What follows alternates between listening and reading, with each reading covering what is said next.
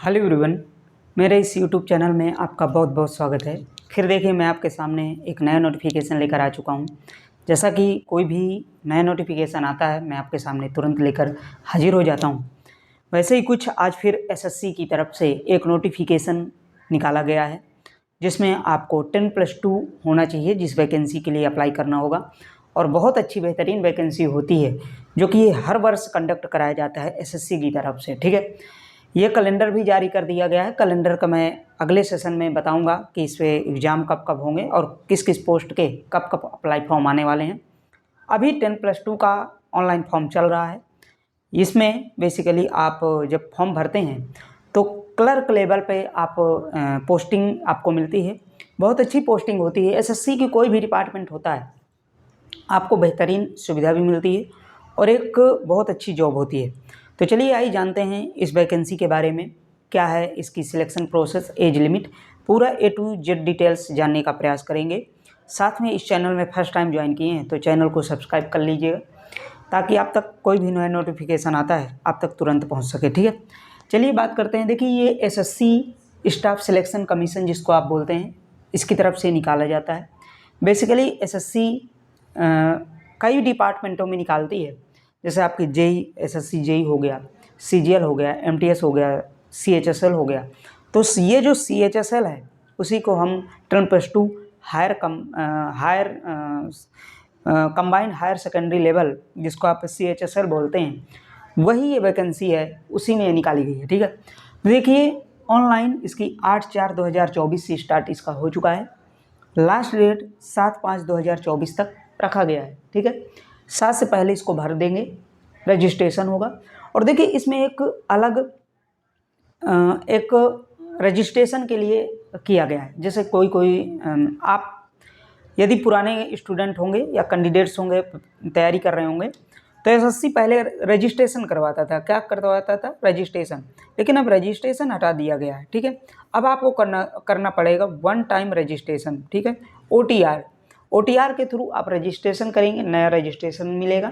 इसके बाद आप इसमें अप्लाई कर पाएंगे। तो पहले वन टाइम रजिस्ट्रेशन करिएगा। मैं इसका एक सेपरेट वीडियो बनाऊंगा, वन टाइम रजिस्ट्रेशन क्या है, किस प्रकार से इसको करना है, कैसे उसमें गलतियां नहीं करना, क्या उसमें जो है सुधार के उसको रजिस्ट्रेशन वगैरह करना है। ठीक है, मैं पूरा उसको एक वीडियो में बताऊंगा। तो देखिए वन टाइम रजिस्ट्रेशन के द्वारा इसको करेंगे। ठीक है, करेक्शन डेट की बात करें तो देखिए करेक्शन डेट 10-11 मई को किया गया है। ठीक है, 7 तारीख तक इसकी लास्ट डेट है मई में, लेकिन 10 और 11 2 दिन यदि आपका कोई मिस्टेक हो जाता है, पॉइंट जैसे मान लीजिए नाम में मिस्टेक हो गया, आधार नंबर कुछ गड़बड़ हो गया, इस प्रकार से कोई अगर मिस्टेक होता है फॉर्म फिलअप करने में तो आप करेक्शन भी कर सकते हैं। ठीक है, अब देखिए एज की बात करते हैं। एज 18 से 27 साल तक इसमें दी गई है। 27 प्लस रिलैक्सेशन है जैसे कि संविधान में दिया गया। SC ST के लिए 5 साल, OBC के लिए 3 साल, इस प्रकार से रिलैक्सेशन भी इसमें इंक्लूड है। ठीक है, फीस की बात करें जनरल OBC EWS के लिए 100 रुपये है। SC ST के लिए कोई फीस नहीं है और हमारी जो भी सिस्टर्स हैं, बहनें हैं, उनके लिए कोई भी फीस नहीं रखी गई, कोई भी कैटेगरी हो। ठीक है, इस प्रकार से इसको करेंगे। एलिजिबिलिटी की बात करें तो 10+2 इंटरमीडिएट, इसी का नाम दिया गया है। ये जो पोस्ट होती है इसी को कहा गया CHSL combined higher secondary level. ठीक है, इसी को कहा जाता है। इसके बाद MTS आती है, वो 10th बेस पे आती है। तो जब भी वो नोटिफिकेशन आएगा मैं आपको उसके बारे में भी बताऊंगा। ठीक है, टोटल पोस्ट 3712 पोस्टें हैं टोटल अभी दिया गया है। लेकिन अगर कुछ बढ़ती हैं या घटती हैं, कुछ इसमें सुधार होता है पोस्टों में, तो मैं आपको सचेत करूंगा। ठीक है, सिलेक्शन प्रोसेस की बात करें तो देखिए सिलेक्शन प्रोसेस इसमें 2 पेपर होते हैं, पेपर फर्स्ट और पेपर सेकंड। लेकिन जो पेपर सेकंड होता है इसी के बेस पे आपका सिलेक्शन होता है। ठीक है, सिलेबस में नेक्स्ट वीडियो में कोई जो भी आएगा उसमें मैं सिलेबस एक अलग सेपरेट वीडियो बनाऊंगा इसमें सिलेबस का, कैसे इसमें सिलेक्शन होगा। लेकिन ये जानिए कि पेपर फर्स्ट और पेपर सेकंड 2 ही पेपर होंगे और आपका फाइनल मेरिट जो बनती है पेपर सेकंड में बनती है। ठीक है, इसके बाद स्किल टेस्ट होता है। जो स्किल टेस्ट होता है ये क्वालिफाइंग होता है। क्या होता है? जो स्किल टेस्ट होगा, जैसे टाइपिंग वगैरह होती है, तो आपका क्वालिफिकेशन इसमें क्वालिफाइड नेचर होता है, ठीक है। आपको सिर्फ क्वालिफाई करना है, आपका सिलेक्शन केवल पेपर सेकंड के बेस पे होगा। इसके बाद मेरिट, फाइनल मेरिट बनती है। इसके बाद डॉक्यूमेंट वेरिफिकेशन होता है। तो इस प्रकार से आपका पूरा प्रोसेस ये वैकेंसी में होता है।